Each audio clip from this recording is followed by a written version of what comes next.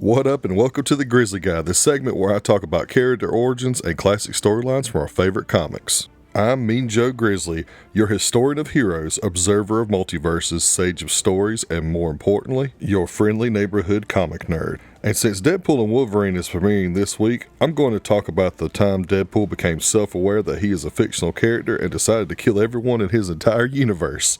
But before we dive into the comic multiverse, please make sure to subscribe and turn on the notifications to the channel so you don't miss more episodes of the Grizzly Guide, as well as the other forms of badassery that I offer.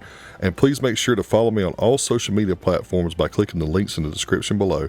So let's open up the Grizzly Guide and get to Deadpool Kills the Marvel Universe.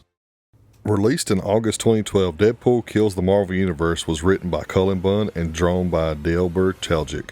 It's a story that asks the question, what if a fictional character became self-aware and decided to go on a genocidal killing spree to destroy his universe?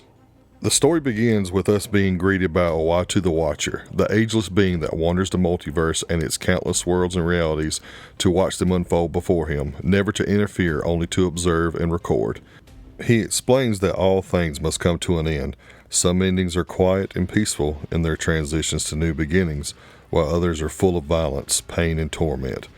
And this world's end begins with the Fantastic Four, the first heroes of this world, and the first to fall. We are then inside the Baxter Building, the home base for Marvel's first family, the Fantastic Four. The building is in ruins. Destruction and devastation has been brought here by an unknown assailant. Sue Storm, also known as the Invisible Woman, cradles the stretched out and elongated body of Reed Richards, also known as Mr. Fantastic. Sue pleads with her husband and begs him not to die. Reed tells her to get to safety and warn everyone that he's stolen it. Sue asks what has he stolen, and who? Sue sobs as she states, everything is destroyed. Even Ben Grimm, also known as the Thing, is dead, and has been reduced to rocks and dust. She tells Reed that she will not leave him, but then she realizes in horror that she hasn't found her children. Where are the children? Sue screams. Reed tells her they are safe. He sent them into the negative zone so he couldn't touch them. But unfortunately the portal was destroyed and they cannot get them back. And with that final statement, Reed Richards, Mr. Fantastic, fades into silence and dies. Overcome with grief and desperation, Sue searches the floor for Johnny Storm, the hero known as the Human Torch, and her brother. She turns invisible and enters the room with smoke pouring out from under the door. Inside, the intense heat and flame burning throughout the room, and in the center of the room was what appeared to be the Fantastic car, crashed into the wall, and pinned under it was the bloody and battered body of an unconscious Johnny Storm. She then sees emerging from the cockpit as the perpetrator of all this, Wade Wilson, also known as Deadpool. He emerges from the cockpit standing on top of what was left of the Fantastic car with a burnt body and a melted sword in hand, looks down on the battered body of Johnny Storm and says, I've got to hand it to you, hothead. You put up more of a fight than I gave you credit for, and I really hated to crash such a sweet ride, but if you're going to make an omelet, you're going to have to break a few eggs.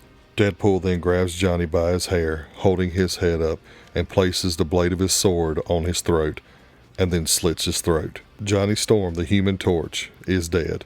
Looking on in absolute horror, the Invisible Woman Sue Storm is splattered by Johnny's blood, revealing herself to Deadpool.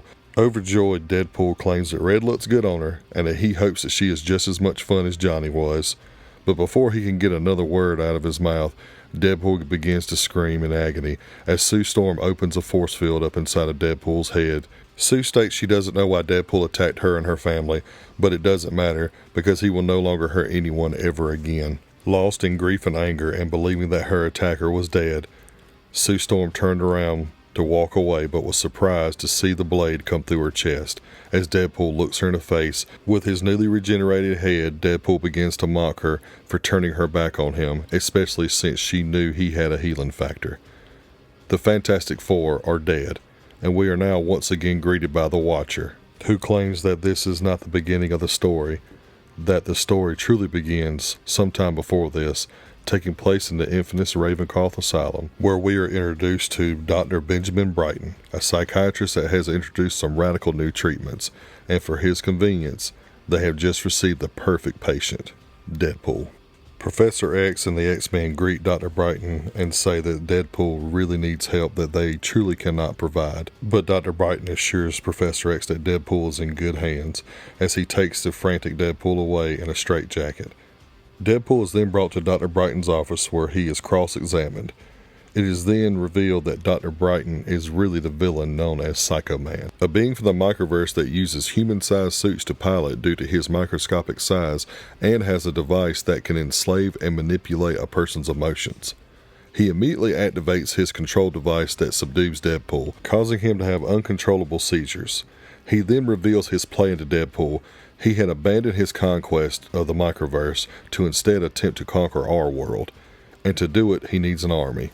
So he plans to recondition the Earth's villains, starting with him, and then lead them to take over this world. He exclaims to Deadpool that his control box is tearing down his mental barriers, making his will the same as Psycho Man's. But just when Psycho Man thinks his device worked, Deadpool reveals he is free from his influence and attacks, strangling him with the sleeves of his straitjacket, destroying Psycho Man's vessel, and then proceeds to grab Psycho Man's real body, pulling him from the vessel. Psycho Man demands to be let go, but Deadpool ignores him as he rummages through the papers on the desk. Deadpool finds a release form that states that he has a clean bill of health, and all he needs to go free is a seal of approval from Dr. Brighton. So, Deadpool smashes Psycho Man into the paper again and again until there is nothing left but a bloody lump of mush. Psycho Man is dead, and now Deadpool is making his escape. Multiple inmates plead with him to set them free, but he denies them. He kills all the orderlies and burns Ravencroft Institute to the ground, claiming that they don't want to be around for what happens next. Ever since Psycho Man tried to take control of Deadpool, there has been a voice in his head guiding him and coercing him, telling him that the time is now. Deadpool exclaims that there are others, talking about the voices in his head. The voice then exclaims that he didn't need them anymore. We are then flashed forward to the death of the Fantastic Four, the Watcher exclaiming that in some worlds Psycho Man was successful in taking over the world. But the reality is that Psycho Man has unleashed something much, much worse. A killer unlike anything, and before he can finish his sentence, the Watcher is attacked with a device that Deadpool stole from Reed Richards. And just as the Watcher is asking how Deadpool can even see him, Deadpool puts his sword to his throat and asks who he was talking to.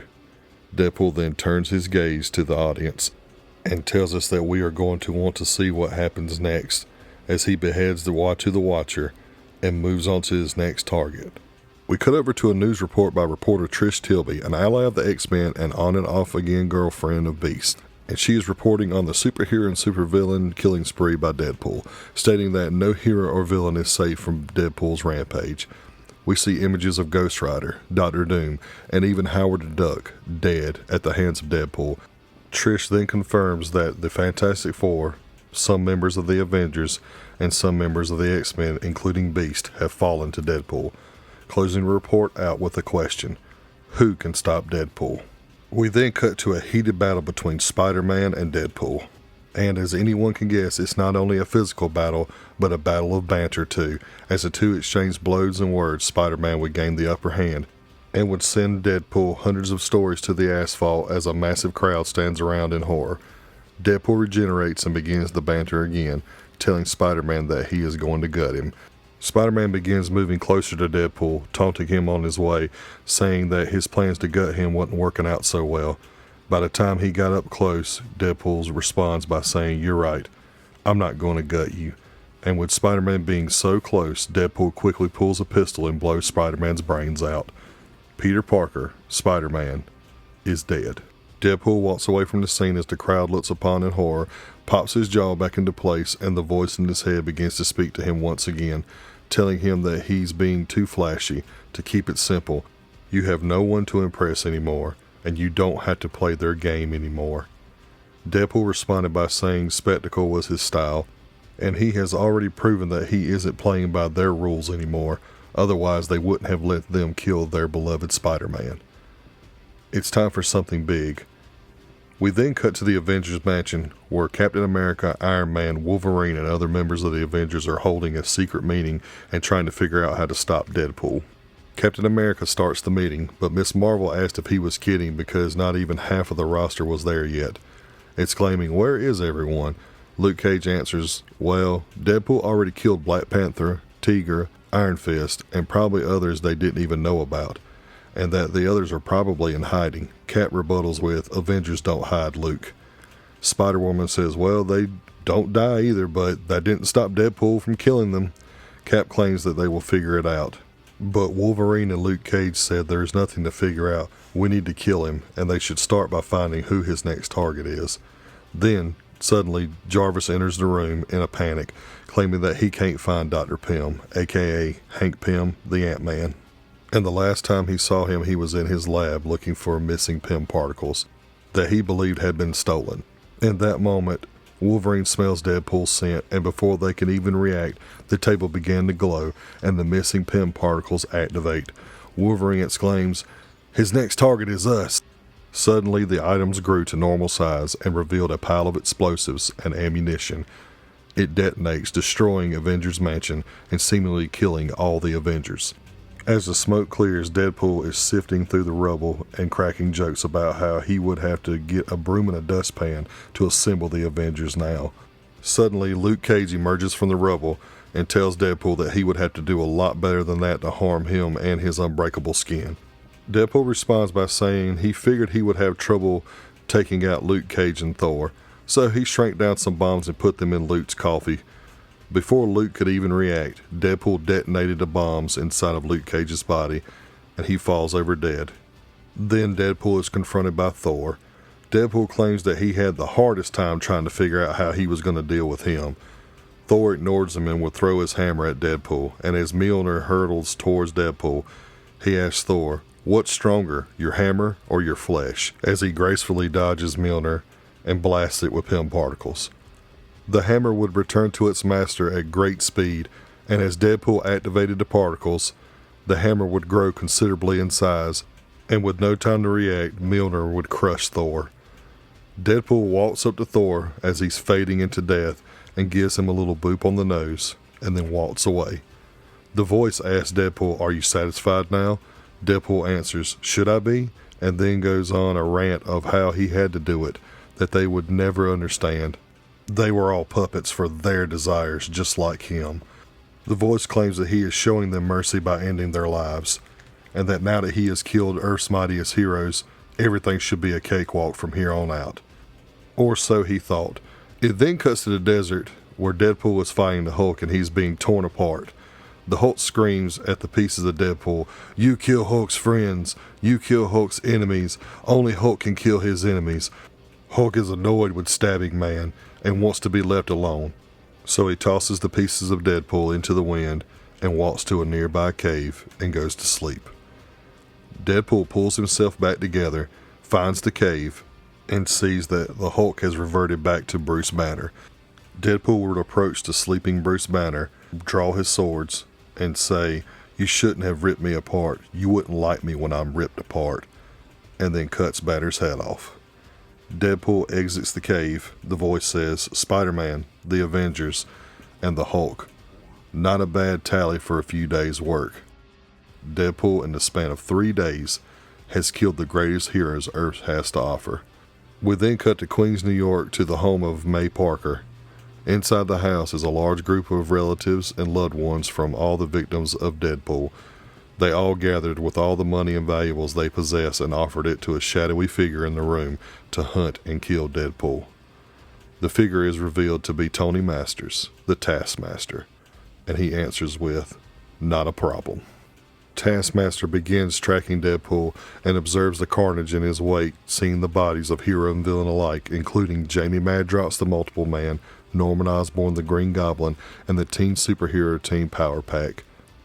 Taskmaster, who is not a heroic figure in the least, even thinks Deadpool has to die for what he has done to the heroes and villains. Meanwhile, we cut to the hideout of the villain, Arcade, where Deadpool is holding Professor X hostage. Professor X demands an explanation from Deadpool. Deadpool tells him that he has been breaking the fourth wall for years, and everyone thought he was crazy, but ever since the incident with Psycho Man, his brain is unjumbled, and now he's thinking clearer than ever. Deadpool tells Professor X that he should thank him because if he and the X-Men wouldn't have committed him to Ravencroft, he wouldn't have begun his crusade of carnage. Deadpool begins to torture Professor X by stabbing him in the leg and forcing him to call out, "To me, my X-Men." Members of the X-Men begin to converge on Deadpool's location, but are all easily dispatched by Deadpool. A substance was placed over Cyclops' head and began to suffocate him. In his desperation to breathe, he attempted to blast the substance off, but it contained and stored up the blast, creating a massive explosion, killing him, Emma Frost, Cannonball, and Pixie. Meanwhile, in other parts of the building, Gambit, Colossus, and Rogue are all killed by electrocution. Magneto is trapped and dissolved in an acidic jelly, and Kitty Pryde is trapped eternally in a room that is inescapable, even with her power set. But Wolverine is still alive and is making his way to Deadpool's location. Meanwhile, we cut back to Deadpool as he is continuing his rant and his torture of Professor X, ranting about who pulls the strings and how nothing matters. Professor X attempts to shut down Deadpool's mind. Deadpool tells him to go ahead and see the truth. Professor X enters the mind of Deadpool and is instantly put into a vegetative state, not being able to handle whatever he saw. Wolverine follows Deadpool's scent to a room, and as he opens the door, he looks on in horror, and then that horror turns to rage as he sees the mutilated bodies of X-23 and his son Daken. To add insult to injury, Deadpool would enter the room wearing the fur of the former X-Men beast like a coat, and then begins explaining to Wolverine the device that he has X-23 and Daken attached to. Every time their healing factors would kick in, the device would activate, and flamethrowers would burn them both to ash every time until eventually their healing factors would be burned out. He would then activate the device, and the two would begin their duel. They would trade blows as the flames from the flamethrowers spread all around them. Deadpool would begin taunting Wolverine, telling him that live bait is the best bait, and he should know that since he was speaking to him hunter to hunter. Wolverine rages and screams, "You are no hunter, you're meat." Deadpool answers by saying he sure feels like a hunter, but maybe not. Maybe he's a mountain man. Or maybe, as he flaunts his new beast skin headdress and coat while brandishing a single sword, maybe a samurai. Wolverine screams, "That sword doesn't make you a samurai," and he charges at Deadpool. Deadpool pierces Wolverine's stomach and states, "Maybe not, but this blade is made of carbonadium, and I know it wreaks havoc on your healing factor." He pulls out the blade. "I know that I can keep killing you over and over again, and you'll just keep coming back, and it has nothing to do with your healing factor. Your mutant ability isn't regeneration, it's popularity. And all the popularity in the world won't save you from this. I've got big plans." Deadpool kills Wolverine, seemingly for good, by decapitating him with the carbonadium sword. We then cut back to Taskmaster as he arrives at 177A Bleecker Street, the location of the Sanctum Sanctorum, the home base of Dr. Stephen Strange. As he searches inside, Taskmaster finds the mutilated bodies of Wong and Dr. Strange, and he discovers Deadpool's plans are grander than he could ever imagine. He's heading for the nexus of all reality. We then pick up with a large group of superheroes and villains killing each other in the streets, as well as another large group mindlessly jumping to their deaths. In the building across the street, Frank Castle, aka the Punisher, takes aim at Deadpool. The Punisher pulls the trigger and seemingly kills Deadpool. He then races across the street, trying to get to Deadpool before his healing factor kicks in. But when he arrives and examines the body, he sees a pile of dolls that look just like the heroes and villains that are jumping to their deaths. And when he removes Deadpool's mask, it's revealed to be the villain Puppet Master instead. Deadpool appears behind the Punisher with one of the Puppet Master's dolls in hand. He uses the doll to control the Punisher and makes him commit suicide, as he says, "I know killing the marvels of the world is your thing, but you've always thought small. I've got these special action figures that Puppet Master whipped up for me," as he holds a doll shaped like Galactus, "and after they're broken, I've got even bigger fish to fry." The scene then cuts to deep space, where we see the broken, twisted, and mutilated bodies of some of the most powerful beings in the universe: Thanos, Nova, Silver Surfer, and the World Eater Galactus. All of them dead at the hands of Deadpool. We then cut to the Everglades, where Taskmaster has tracked down Deadpool, and the two begin their final showdown. Taskmaster tells Deadpool he's done chasing him and that he's ending him here and now. He's going to bury him deep in the muck, and maybe in time people will forget what he has done. Deadpool rants he doesn't want to be forgotten. He wants to never existed in the first place. He then tells Taskmaster he was wondering when he was going to show up, that it made sense. Deadpool, the man looking from the outside in, the murderer on a mission, and Taskmaster, the pale shadow, the memories of the people he's already killed. It had to be me and you. The two engage in combat and the banter continues. Taskmaster says, I can only offer you a mercy killing after all you've done, Wade. Deadpool answers, it's funny that after all the psychics, sorcerers, mind-controlling aliens, you have the best chance to understand exactly what I'm trying to do. The two disarm each other and switch to hand-to-hand combat, continuing the conversation. Taskmaster says, I do understand. You've always been a nutcase. This day has been coming for a... He is interrupted by a kick in the face, and while on his back, Deadpool goes for Taskmaster's sword.